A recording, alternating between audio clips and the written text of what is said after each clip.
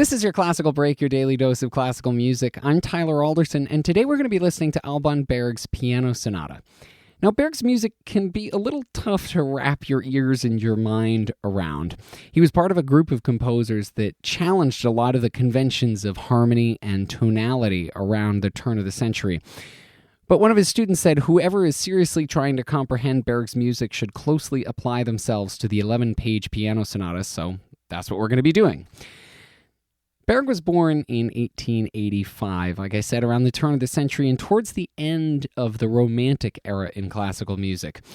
He didn't grow up writing music or playing music. When he started composing at age 15, he was almost entirely self-taught. It was a bit of an interesting time for him. He became a father a few weeks before his 17th birthday, and the mother was a servant of the family and twice his age. He finally started taking music lessons when he was 19, studying with Arnold Schoenberg, an iconoclastic composer whose music broke through the barriers of tonality. While Schoenberg gave Berg a traditional formal education in harmony, counterpoint, all the basics, Berg followed his teacher away from the broadly tonal music of the late Romantic era and into a new atonal world. The two, along with other students of Schoenberg, would come to be known as the Second Viennese School of Composing. That's a reference back to the Haydn, Mozart, Beethoven, Schubert era of music in Vienna, which would be the First Viennese School. This piece is Berg's Opus 1, the first piece that he published, and he wrote it when he was 25 and still studying with Schoenberg. He wrote a bunch of other piano sonatas, but this is the only one that he published. And it's a real mix of the conventional and the unconventional, which is a key feature of a lot of Berg's music. Berg originally intended it to be a standard multi-movement sonata, but after writing the first movement, he couldn't figure out what to do next. Schoenberg advised him that this meant that he had said all there was to say, so Berg just published this as the single movement. And it is composed like the traditional first movement of a sonata, with an exposition of a theme, then the development of that theme, and finally a return back to that original theme. Schoenberg taught the concept of developing variations, which was the method of using one bit of thematic material and twisting and turning it around in different ways. It's something that composers had been doing for a long time. And Schoenberg liked it because at the end of it all, an entire piece can be created just out of that one bit of material. He liked the concept of having everything in that piece connected to a single gesture or motif at the start. Tonally, this piece is nominally in B minor. And Berg does start and end the piece in that key, but in between he stretches it just about as far as you can go, experimenting with various scales and harmonies. And it gives the whole piece an unstable, it's often a dissonant feeling. He develops the original material constantly, again, stretching it about as far as he can. Everything in the piece is derived from the opening bars. And if you're looking for a nice singable melody, it'll be tough to find here. But the piece is very expressive and emotional, with the often thick harmonies giving it a moody atmosphere. Here's Peter Bradley Fulgoni with Berg's Piano Sonata.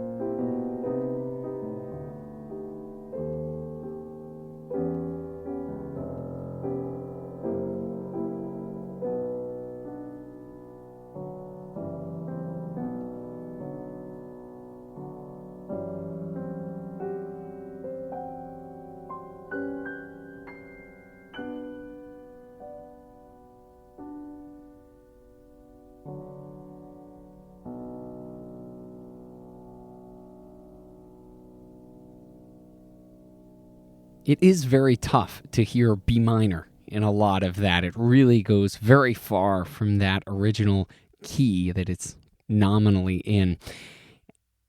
And Berg, Schoenberg, and all the rest of the Second Viennese School took it even further. They eventually abandoned tonality completely, going for an atonal method of composing. This is showing them right at that precipice. Berg is still holding on to B minor, that tonal center, but it's not really the center anymore. Thanks to breeder Bradley Falcone for putting that up on musopen.org, and thank you for listening. If you have the chance, please rate and review this podcast wherever it is that you're getting it. I'm Tyler Alderson, and tomorrow for your classical break, we're going to listen to one of the composers of the first Viennese School, Schubert, and his quartet movement. See you then.